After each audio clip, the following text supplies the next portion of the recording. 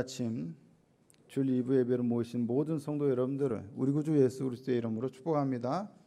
한 주간 평안하셨습니까? 우리 주변 분들과 함께 인사 나눕니다. 예수님의 이름으로 축복하고 사랑합니다. 네, 말씀에 큰 은혜 받으시기 바랍니다.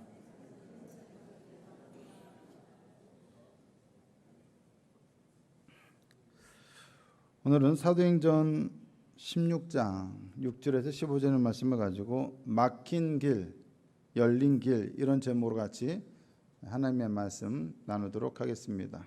한번 따라해 보실까요? 막힌 길, 열린 길. 저는 운전하는 것을 그렇게 싫어하지는 않습니다. 아주 즐긴다, 좋아한다 뭐 이렇게까지 말하기는 어려울지 몰라도 싫어하지는 않고 그래도 좋아하는 편인 것 같습니다. 하지만 싫은 게 있습니다. 운전하는 것은 좋으나 길이 막히는 것은 싫어합니다. 저뿐만이 아니겠죠. 길 막히는 거 좋아하시는 분 없겠죠. 역시 운전할 때는 길이 막혀야 돼 이런 분 없겠죠. 꽉 막힌 길에서 운전하는 거 좋아할 사람 없을 겁니다. 근데 이것보다 더 싫은 게 있죠. 길 막히는 거, 도로 막히는 거, 차 막히는 것보다 더 싫은 건 뭐냐? 우리의 인생길이 막히는 건 더 싫습니다. 더 힘듭니다. 더 괴롭습니다. 내가 원하던 길로 가지 못하고 전혀 가고 싶지 않은 전혀 다른 길로 가야 한다. 딴 길로 가야 한다고 할 때 대부분의 사람들은 너무 힘들어할 겁니다. 괴로워할 겁니다. 또 길이 잘 뚫려서 가기를 원하는데 꽉 막혔다. 어떻게 될까요? 많은 사람들이 낙담하고 좌절하고 힘들어합니다. 굉장히 고통스러워합니다. 한누리교회에 부임하고 와서 보니까 저 개인적으로 어떻게 여기까지 오는데 이렇게까지 먼 길을 돌아와야만 했을까 그런 생각이 들었습니다. 차라리 이렇게 올 거라면 그죠? 한누리교회 올 거라면 처음부터 차라리 여기로 오게 해주셨으면 얼마나 좋았을까. 직행으로 그냥 바로 다이렉트로 오게 했으면 얼마나 좋았을까 이런 생각도 들었습니다. 어쩌면 성도 여러분들 중에도 그런 생각이 있을지도 모르겠습니다. 어차피 이렇게 됐고 하나님 빨리 좀 길을 열어주시지 왜 그동안 우리 한누리교회에 그 오랜 시간 동안 길을 막으셨습니까? 길 좀 빨리 뚫어주시고 열어주셨으면 얼마나 좋습니까? 라는 성도님들도 그런 생각을 하시는 분도 있지 않을까 하는 생각이 듭니다. 오늘은 또 맥주 감사절입니다. 감사절이에요. 그런데 어떤 분들 중에는 여러분들 중에는 과연 지금 내가 가는 이 길이 맞나? 하나님께서 정말 나의 길을 제대로 인도하시는 건 맞나 싶은 생각 그런 회의가 든 만큼 지금 자신의 길이 굉장히 꽉 막혀 있다라고 느낄 만한 분들도 있을지 모릅니다. 현재의 처지가 너무 어렵고 힘들고 막막하고 꽉 막혔다라는 뚫리지 못하고 있다는 그런 느낌을 갖는 분들도 있을 것입니다. 그렇기 때문에 너무 상황이 안 좋으니까 감사절은 감사절인데 감사는 해야겠는데 정말로 온전한 마음으로 기쁜 마음으로 자원하는 마음으로 감사드리고 싶은데 드리지 못할 만한 드리고 싶지 못한 아니 드릴 수 없는 그런 분들도 어쩌면 있을지도 모르겠습니다. 정말로 우리가 이해하기 힘든 것은 무엇입니까? 하나님을 위해서 살고자 하나 정말로 그렇게 살아왔으나 왜 그런 사람에게 하나님께서 고난을 허락하시는가? 그런 사람들에게 왜 고난이 오는가? 정말로 하나님을 위해서 하고자 하는 일이 자꾸 막힐 때 많은 사람들은 힘들어하고 고통스러워합니다. 그리고 우리는 그것을 이해하기가 힘듭니다. 왜 하나님은 자꾸 우리의 길을 막으실까요? 왜 당장 길을 확 뚫리게 해주지 않으실까요? 사실 그런데 그게 우리만 그런 게 아닙니다. 우리가 아주 위대한 사도로 여기는 사도 바울조차 그런 경험을 하고 있었다라는 것입니다. 오늘 본문을 보니까 사도행전 16장 6절에 뭐라고 말씀하십니까? 한번 읽어보실까요? 시작. 성령이 아시아에서 말씀을 전하지 못하게 하시거늘 그들이 부르기아와 갈라디아 땅으로 다녀가. 여러분 놀라운 말씀이 있지 않습니까? 바울이 하는 일은 무엇입니까? 바울이 하는 일이란 말씀을 전하는 일입니다. 그것 때문에 말씀을 전하라는 그 하나 때문에 사도 바울은 택함 받았습니다. 기독교를 박해하던 사람에서 잔혹하게 핍박하던 사람에서 하나님께서 급격하게 그의 인생을 돌이키셔서 복음 전도자로 삼으셨습니다. 그 이후로 그의 평생은 말씀을 전하는 것이었고 그것만을 위해서 목숨을 걸었습니다. 온갖 고난을 당하면서도 그는 말씀을 전하는 일에 최선을 다했습니다. 그런데 그게 그가 해야 할 일이고 그가 하는 일인데 다른 분도 아니고 누가요? 성령님께서 말씀을 전하지 못하게 막으셨다라는 겁니다. 이해가 되십니까? 사탄이 막았다. 당연히 그럴 수 있죠. 사탄이니까, 마귀니까. 어디 감히 마귀 새끼가 하면서 우리는 막는다고 해서 당연하게 여기지만 대항할 수 있어요. 하지만 다른 분도 아니고 누굽니까? 성령님께서 길을 막으셨다는 거예요. 복음을 전하는데 말씀을 전하는 것을 막으셨다는 것입니다. 왜 아시아에서 말씀을 전하면 안 됩니까? 거기서 말씀을 전하지 못할 이유가 있습니까? 우리는 모릅니다. 근데 중요한 것은 막으셨다는 것입니다. 그런데 이게 한 번만이 아니라 두 번씩이나 그랬다라는 것입니다. 사도행전 16장 7절을 보니까 또 뭐라고 되어 있습니까? 무시 앞에 이르러 비두니아로 가고자 했으되 예수의 영이 허락하지 아니하시는지라. 앞에서는 성령이라고 말씀하고 뒤에서는 예수의 영이라고 말씀합니다. 결국 똑같은 성령이시죠. 표현만 다를 뿐이죠. 아니 아시아에서 말씀을 전하는 것을 막으셨던 성령님께서 이번에는 그래서 여기가 막히니까 비두니아로 가려고 했더니 그 비두니아로 가려고 하는 그것조차 막으셨어요. 한 번만 막으시는 것이 아니라 두 번씩이나 막으셨어요. 한 번은 어쩌다 뭔가 이유가 있겠지 하고 넘어갈 수 있는데 두 번이나 그랬으면 이거는 분명한 뭔가 의도가 있다는 거죠. 분명한 이유가 있다는 거예요. 이거는 확고한 하나님의 뜻이었다는 얘기예요. 그 뜻은 뭐였어요? 말씀을 전하게 하시고 가게 놔두는 것이 아니라 길을 여는 것이 아니라 뭐였습니까? 길을 막는 거였어요.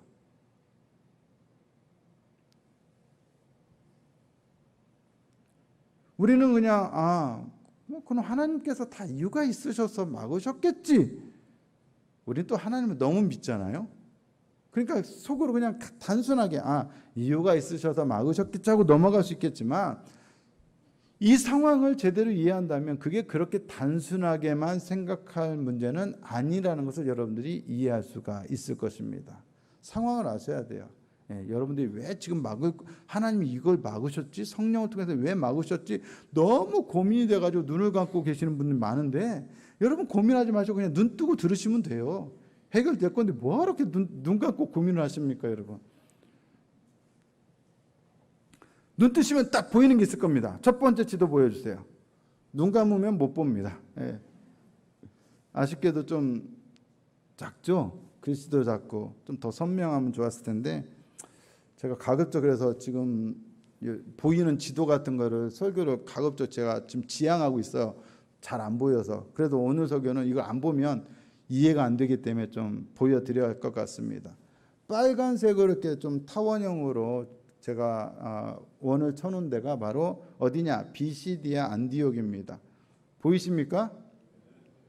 보이십니까? 대단하죠. 보일 거라고 기대하고 여쭤본 게 아닌데 보이신다니 제가 놀랐습니다.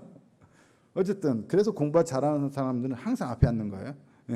여기 공부 잘하겠네요. 딱 은혜 많이 받겠네요. 여러분 비시디아 안디옥이에요. 그러니까 원래 이게 2차 전도 여행 지도입니다. 수리아 안디옥이 두 군데라 성경에 나오는 안디옥이 두 군데라 한 곳은 비시디아 안디옥, 수리아 안디옥이에요. 그러니까 원래 바울이 파송된 곳이 시리아 안디옥이에요. 거기서 출발해서 원래 바울의 고향이었던 길리기아의 다소로 갑니다. 그리고 길리기아 다소에서 길리기아 관문이라고 하는 아주 좁은 협로를 통과해서 협곡을 통과해서 저기 더베로 가고 더베에서 루스드라로 가고 루스드라에서 이고니온으로 갑니다. 이곳이 다 1차 전도 여행 때 바울이 거꾸로 갔던 곳이었어요. 어쨌든 이번에 거기를 거쳐서 어디로 가고 있느냐? 비시디아 안디옥으로 갔어요. 그럼 여기서 보세요. 바로 옆에가 뭐예요? 아시아 지역이에요. 그러니까 아시아 지역은 지금 현재 비시디아 안디옥에서 그냥 발만 한쪽으로 살짝 옮기면 뭐예요? 아시아예요. 가는 게 어려워요? 쉬워요? 쉬워요. 여기로 가는 게 정상이에요? 비정상이에요?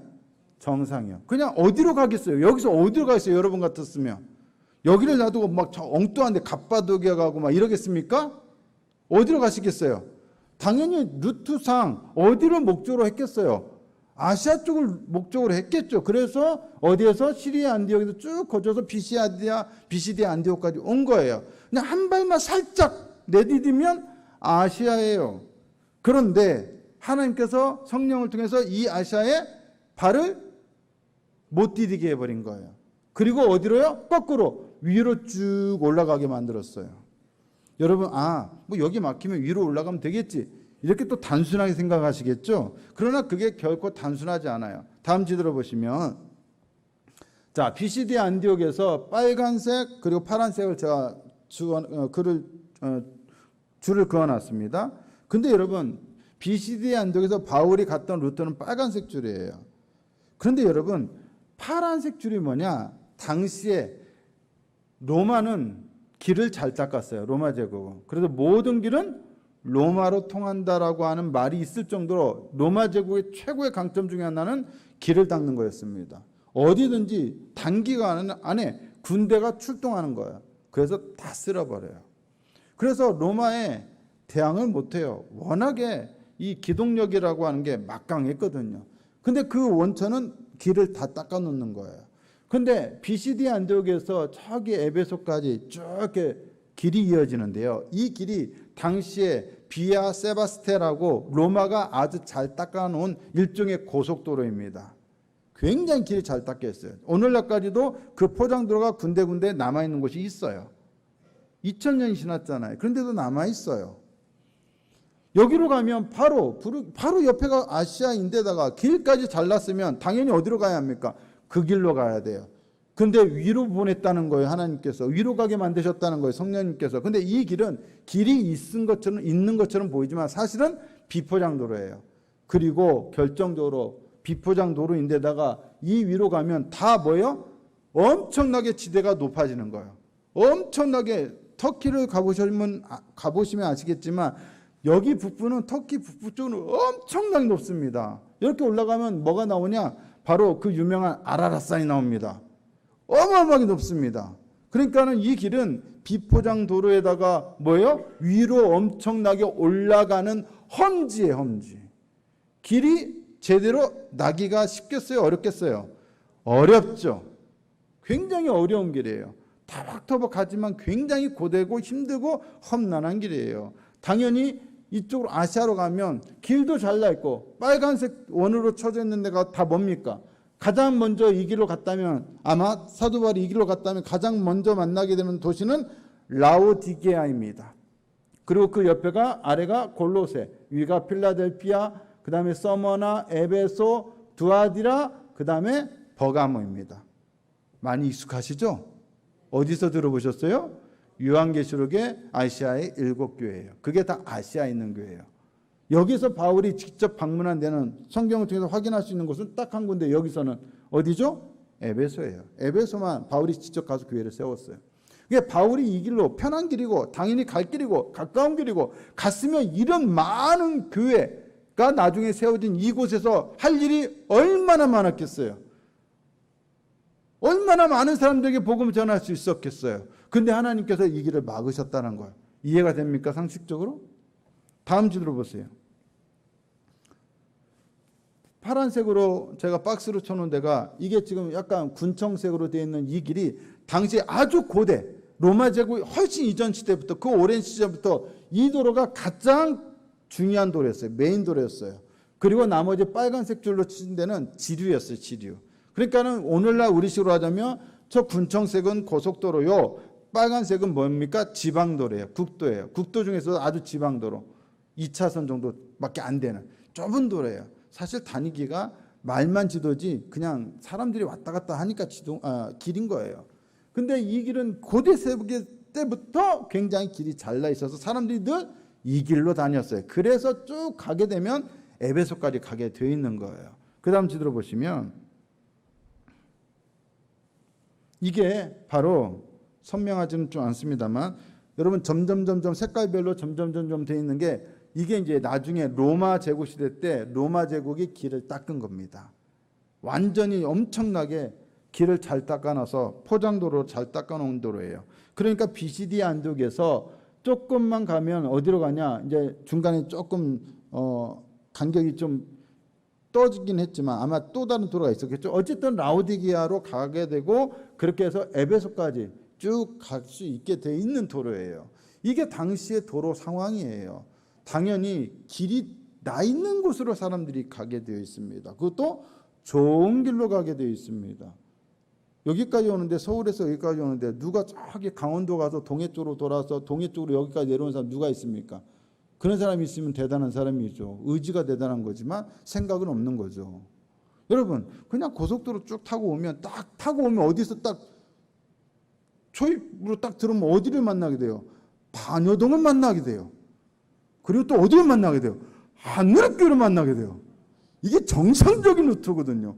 근데 왔는데 한누리교를 안 거쳐 가면 다 잘못된 거예요. 다 딴 길을 센 거예요, 사실은.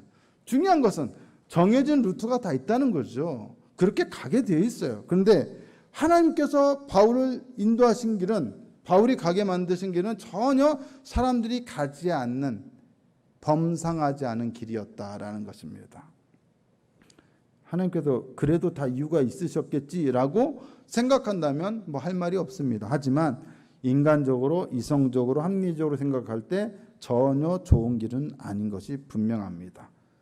지금까지 잘 닦인 도로, 포장도로로 잘 달려왔어요. 걸어왔어요. 그런데 사도 바울 일행이 가게 된 그 길은 포장도 되어 있지 않고, 도로도 좁고 먼지 나고 길은 험하고 얼마나 고달프고 힘들었겠습니까? 그렇게 해서 드로아까지, 먼 길을 들어와서 드로아까지 가게 되었던 것입니다. 그러니까 소아시아의 남동쪽에서 북서쪽 제일 끝까지 내내 이상하게 길을 돌고 돌아서 가게 된 것입니다.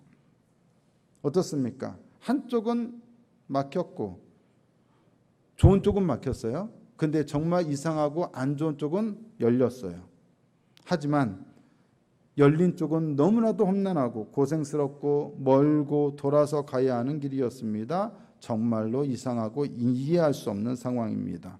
바울 일행은 어쩌면 가면서도 이 길이 정말 맞나? 이 길로 가는 게 정말 맞나? 하는 생각을 했을 것이고, 성령님께서 그것도 2번씩이나 자신들의 길을 막으신 것 때문에 굉장히 매우 당혹스러워 했을 것입니다.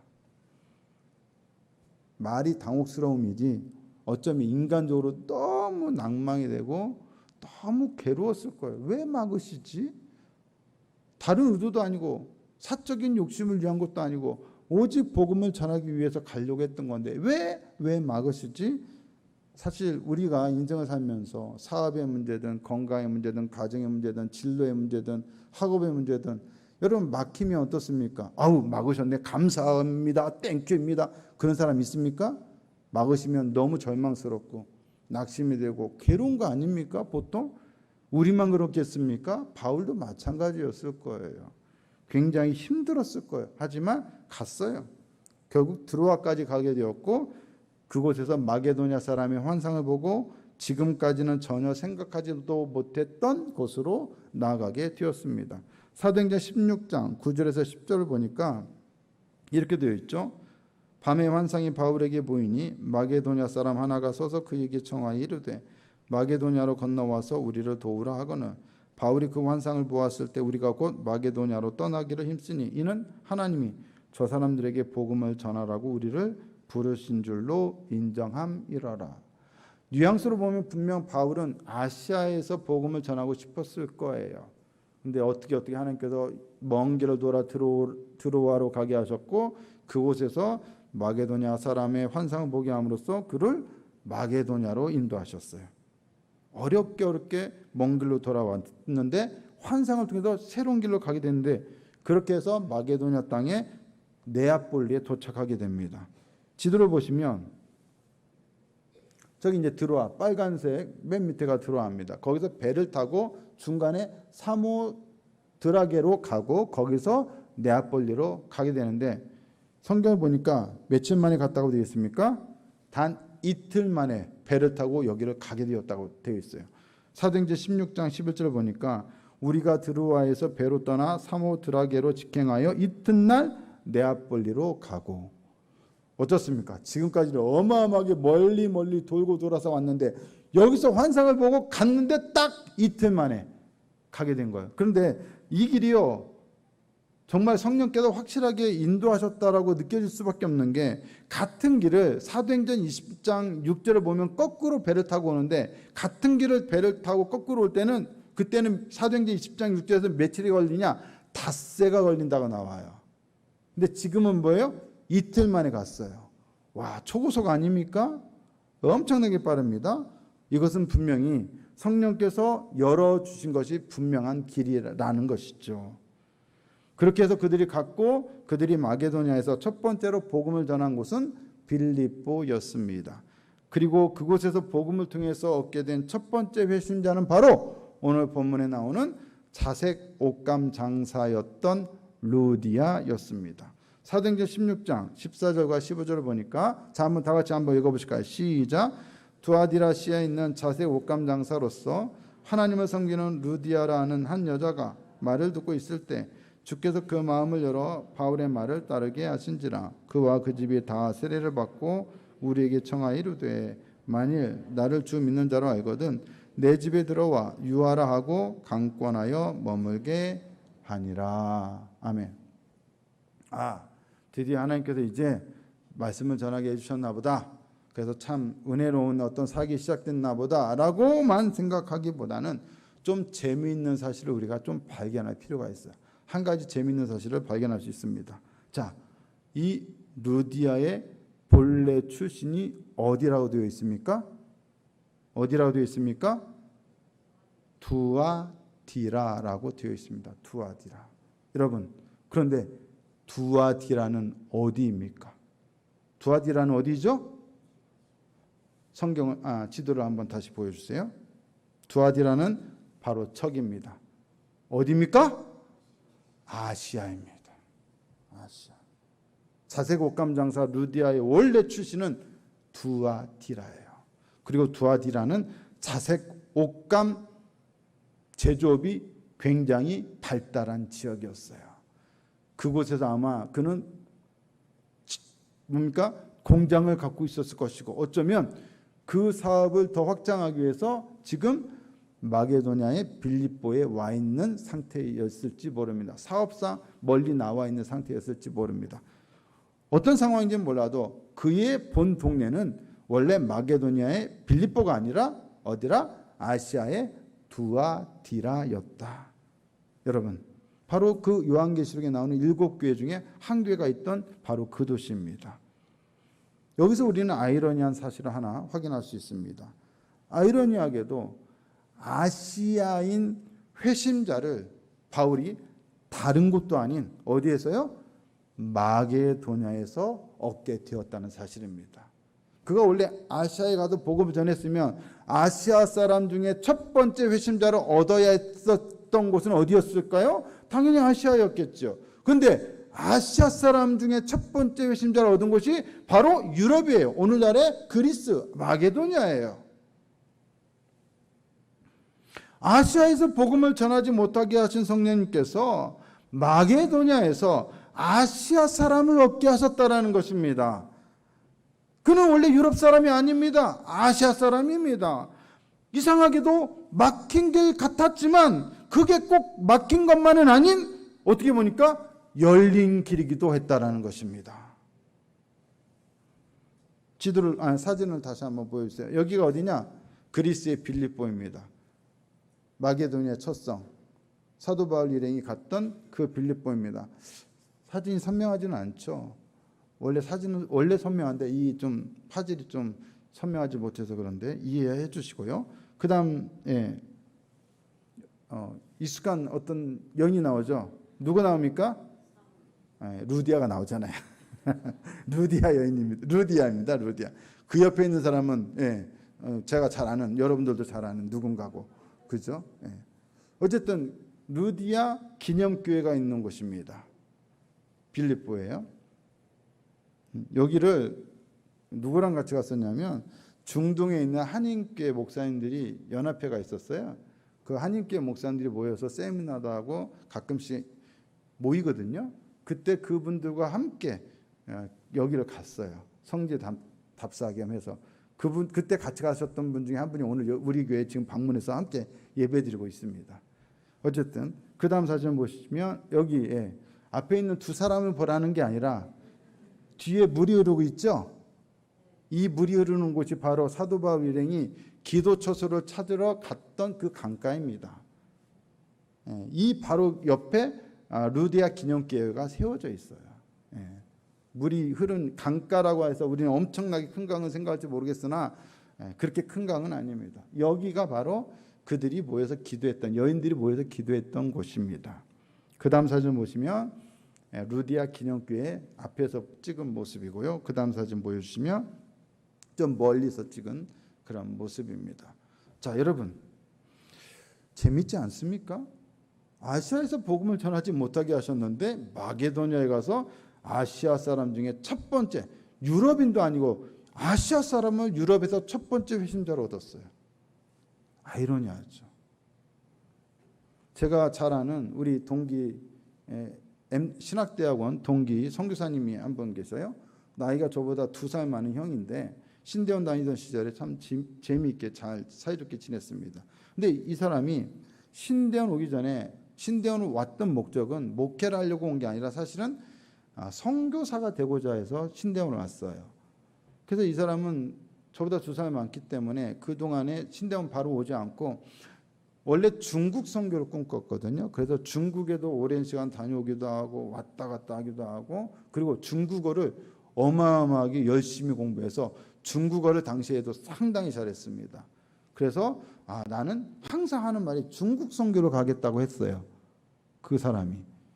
그런데 졸업을 하고 어떤 선교회에 가입을 했고 그 선교회에서 이제 파송받아서 가야 하는데 당연히 어디를 가기로 원해요? 중국을 가야죠. 왜? 중국말도 잘하고 중국에 대한 비전과 꿈이 있었으니까. 그런데 어떻게 된 영문인지 이 본부에서 이 사람을 중국으로 파송한 게 아니라 중동으로 파송해요. 그래가지고 중동 가면 뭐 해야 돼요? 중국어 아무 의미 없어요.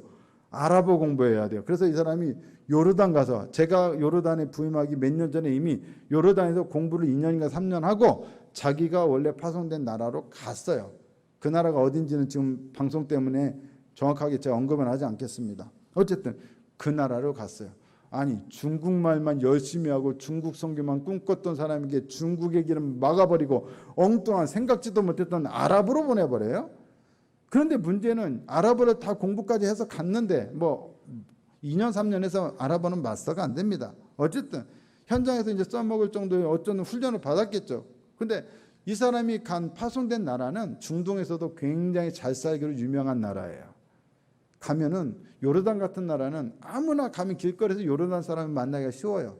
근데 그런 나라는요, 그 잘 사는 나라는 우리 같은 사람이 두바이 뭐 이런 데는요, 우리 같은 사람이 요르단 현지인, 그 아랍 현지인을 만나기가 힘들어요. 워낙에 부유한 거부들이라 잘 살아서 이 사람 집을 우리가 가서 두드린다고 만나주질 않아요. 그 사람 집에 가서 두드릴 수도 없어요. 워낙에 잘 살아서 뭐 아시잖아요. 요즘 고급 아파트 우리 출입 쉽게 안 되지 않습니까? 그처럼 보안이 잘 돼 있으니 우리 같은 사람은 못 만나고 만나봐야 그 집에서 일하는 그냥 외국인 노동자나 만나지 못 만나요. 아랍어 중국 선교를 준비했는데 중국으로 보내주질 않아. 아랍어를 공부했더니 갔더니 이거는 뭐 만날 수가 없어. 선교가 안 돼요. 그런데 이 사람이 그 나라에 갔던 그 시점에 한국분이 한 분 여자분이 계셨어요. 그곳에. 근데 이분이 이제 곧 한국으로 들어가야 할 상황이었어요. 근데 이분이 거기 계신 동안 뭘 했냐면 그곳에 근로자로 나온 중국 사람들을 데리고 소수를 데리고 성경 공부를 하고 있었대요. 근데 이 중국 사람들은 요르단 같은 데는요, 중국 사람들이 많이 오는데 대체적으로 블루 칼라 게이트예요. 노동자로 와요. 그런데 이 잘 사는 나라의 중동의 나라에 오는 중국인들은 대다수가 화이트 칼라예요. 승무원이거나 항공사 취업이거나 아니면 금융업계에 취업하는 사람들이에요. 제법 공부도 잘하고 똑똑한 사람들이에요. 그리고 월급도 많아요. 근데 이런 사람들을 데리고 이 여자분이 성경 공부를 했는데 자기는 떠나야 하는데 어떻게 알게 됐는지 이 선교사가 중국말을 잘한다는 걸 듣고 이 사람들을 좀 맡아주세요 하고 부탁을 했어요. 그래서 뜻하지 않게 중국 사람을 맡아서 했는데 중국말 잘하잖아요. 근데 그 몇 사람을 데리고 성경 공부를 시작했는데 나중에 어떻게 됐느냐? 그 사람들을 통해서 나중에 확장돼 가지고 아예 중국인 교회를 세웠어요. 아랍 한복판에 중국인 교회가 세워졌어요. 한국 사람이 중국인 교회 담임 목회자가 됐어요. 근데 이 사람은 원래 중국말을 잘해요. 설교도 중국말로 해요. 그냥 중국말로 살아요. 그 사람들과 함께. 이 청년들 데리고 요르단에 단기 선교까지 왔어요. 제가 있을 동안 와가지고 같이 교제도 하고 제가 그 사람들 청년들 밥도 사주고 그랬어요. 여러분 막혔죠. 한쪽은 막혔어요. 근데 한쪽은 열려요. 그리고 가서 보니까 전혀 생각지 못했던 상황이 벌어지더라는 것이죠. 우리는 지금 막힌 것만 보기 쉬워요. 그런데 성령님은 막기만 하시는 게 아니라 뭐예요? 열어놓기도 하신다는 거예요.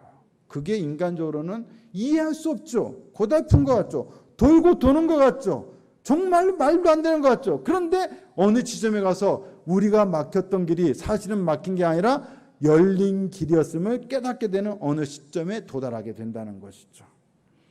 우리는 성령님의 역사가 늘 길을 열어주고 잘되고 형통하고 이것만 성령님의 역사라고 생각하기가 쉬워요. 그러나 오늘 본문에서 분명히 우리가 알 수 있듯이 두 번씩이나 성령님은 막으셨어요. 항상 성령님은 우리 삶의 긍정적인 방식으로만 역사하시는 것이 아니라 얼마든지 부정적인 방식으로도 역사하실 수 있어요.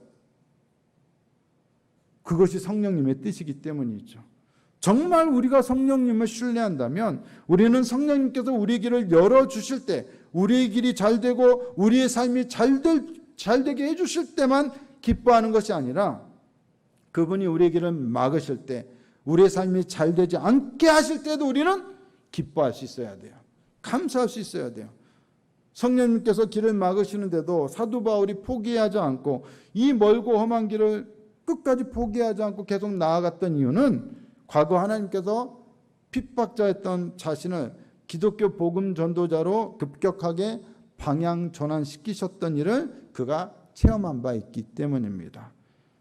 전혀 생각지도 못한 방식으로 예상치 못했던 순간에 성령님께서는 우리의 길을 막기도 하시지만 열기도 하시고 그렇게 놀랍게 우리의 삶을 인도하십니다.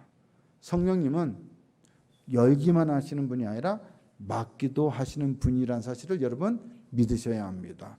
그러므로 지금 막혔다고 모든 게 끝났다라고 믿으면 단정하면 안 된다는 것입니다. 생각해 보면 저 개인적으로 한누리교회 오기까지 하나님은 여러 번 저의 길을 막으셨습니다.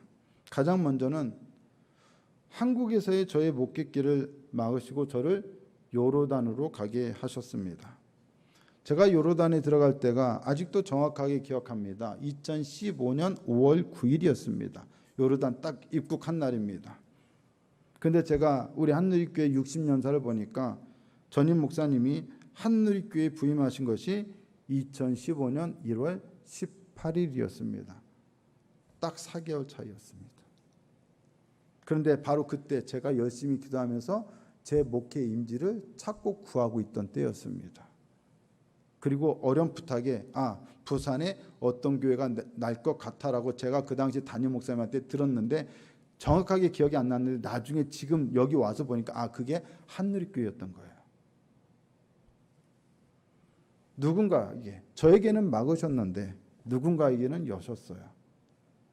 한국의 목회길은 그때 저에게 막으시고 저에게 열린 길은 다름 아닌 요르단이었습니다. 그래서 요르단으로 갔습니다. 그리고 요르단에서 한국에 나올 때 하나님은 또다시 여러 번 저의 길을 막으셨습니다. 그 중에서도 제가 잊지 못하는 게 수도권에 있는 초교파 교회였어요. 담임 목사님하고 면접을 하는데 본인 말로는 한 1000명, 교인 수가 1000명이라는 거예요. 제가 봤을 때는 좀 부풀려진 것 같아요. 그렇게 크진 않은데 어쨌든 그래도 좀 많은 숫자이긴 했던 것 같아요.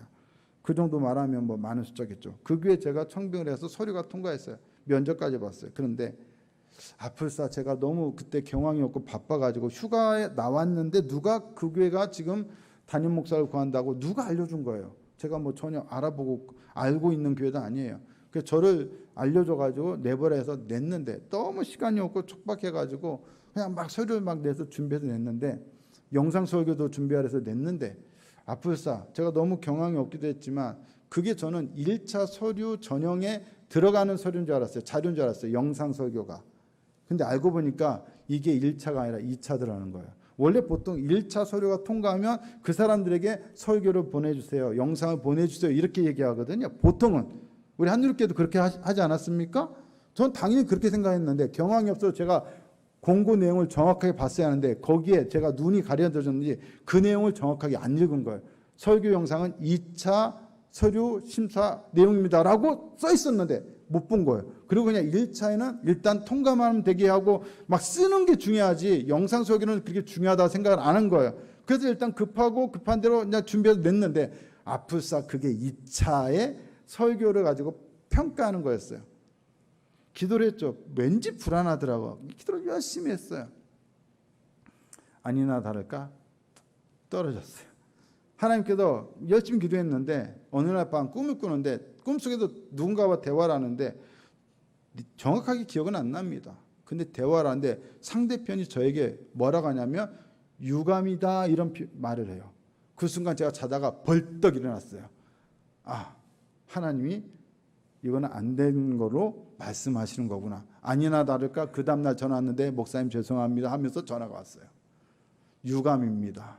저는 하나님의 사인을 받았어요. 그리고 떨어진 거는 아쉽지만 하나님이 어쨌든 부정적인 방식으로라도 나에게 사인을 주시는구나. 오히려 그렇게 말씀해 주신 것 때문에 오히려 감사했어요.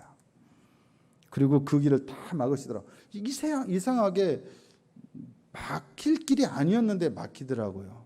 그런 케이스가 여러 번이에요. 그렇게 해서 하나님께서는 막으시고 인간적으로는 실망할 수밖에 없는 상황일 수도 있는데 막으셨어요. 그러다가 하나님께서 또 다른 길을 여셔서 이렇게 한누리교회로 오게 되었습니다. 막히고 닫힌 것으로 따지자면 저뿐이겠습니까? 한누리교회는 안 그렇습니까? 한누리교회 성도 여러분들 지난 8개월 동안 빨리 뚫리기를 원하셨지 않습니까? 열리기를 원하셨지 않습니까? 근데 그게 쉽게 안 돼요. 오히려 더 훨씬 이전에 뭔가 더 좋은 길로 여시고 더 좋은 길로 인도하시기를 여러분들이 기대하고 원하셨던 그런 때도 있지 않았습니까? 하지만 저나 우리 모두가 분명히 알아야 할 것은 한 가지는 분명히 열렸지만 다른 한 가지는 닫히고 또 한 가지는 닫히지만 다른 것은 열릴 수 있다라는 것입니다. 믿으십니까 여러분? 그러므로 우리의 처지가 지금 어떠하든지 간에 누군가에게는 열린 것처럼 보이고 누군가에게는 닫힌 것처럼 보이든지 간에 우리는 감사해야 하고 감사할 수 있어야 합니다. 어떤 길에 있든지 간에 열린 길이든 막힌 길이든 결국은 그 모든 길로 우리를 인도하시고 우리와 함께 하시고 우리 가운데 역사하시는 분은 하나님의 성령이시기 때문입니다. 여러분 막혔다고 해서 좌절하지 마십시오. 나는 감사할 게 없어 그렇게 단정하지 마십시오. 하나님은 분명히 놀랍도록 새로운 길을 여실 것입니다. 건강의 길이 막혔다, 물질의 길이 막혔다, 가정의 길이 막혔다, 자녀들의 길이 막혔다가 전부가 아닙니다. 하나님은 반드시 새로운 길을 여십니다. 중요한 것은 우리가 그것을 신뢰하느냐 신뢰하지 못하느냐입니다. 그러므로 신뢰하는 사람에게는 어떤 길에 있든지 어디를 가든지 주 예수와 함께 있으면 하나님 나라죠. 감사함이 있죠. 기쁨이 있죠. 은혜가 있죠. 그러므로 여러분 지금 낭망하고 실망하지 마시고 기대하시고 기다리시고 기도하십시오. 하나님은 반드시 놀랍도록 새 역사를 이루실 것입니다. 지난 반년 동안 우리의 삶을 인도하셨죠. 결실이 많은 분도 있고 적은 분도 있을 것입니다. 상황에 따라 다 다를 것입니다. 하지만 하나님은 반드시 우리의 삶을 놀랍도록 넓은 길로 우리를 인도하시고 열어주셔서 가게 하실 것입니다. 그러므로 성령의 역사를 기대하고 믿는 사람들은 결코 지금 어떤 상황이라도 낭망하지 않습니다. 우리는 성령님의 신실하심 인도하심 가운데 살고 있기 때문입니다. 그러므로 기대하십시오. 그리고 감사하십시오. 지금까지 이루어진 것만으로도 감사하시고 하나님 감사합니다. 더욱더 큰 일을 이루시고 새 역사를 이루시고 우리의 막힌 길조차도 열어셔서 하나님께서 열린 길로 우리를 인도해 주실 것을 믿습니다. 우리의 삶, 우리의 가정, 우리의 사업, 우리의 생업, 우리의 건강, 우리의 자녀 그리고 우리의 가정 그리고 우리의 교회도 주님께서 그렇게 인도하실 것을 믿습니다. 그렇게 감사하는 맥주 감사 주일이 될 수 있는 우리 모두가 되고 하늘의 교회가 되기를 예수 그리스도의 이름으로 축복합니다. 감사합니다. 하나님, 막힌 길이 막힌 길로 끝나지 아니하고 새로운 열린 길을 위한 창조의 재료로 사용될 수 있음을 믿기에 우리는 감사합니다. 막힌 것처럼 보이는 이 순간에도 감사할 수 있는 것은 하나님께서는 반드시 놀라운 길로 우리를 인도하시고 새로운 길을 여셔서 놀랍도록 복 주시고 은혜 주실 것을 믿기 때문입니다. 성령님의 신실하심을 믿고 끝까지 기대하며 기다리며 기도하면서 나아가는 우리 모두가 되게 하여 주시옵소서. 그리고 지난 반년간의 모든 삶에 대하여 진실하게 감사할 수 있는 우리 모두가 되게 해 주시옵소서. 예수님의 이름으로 기도드리옵나이다. 아멘.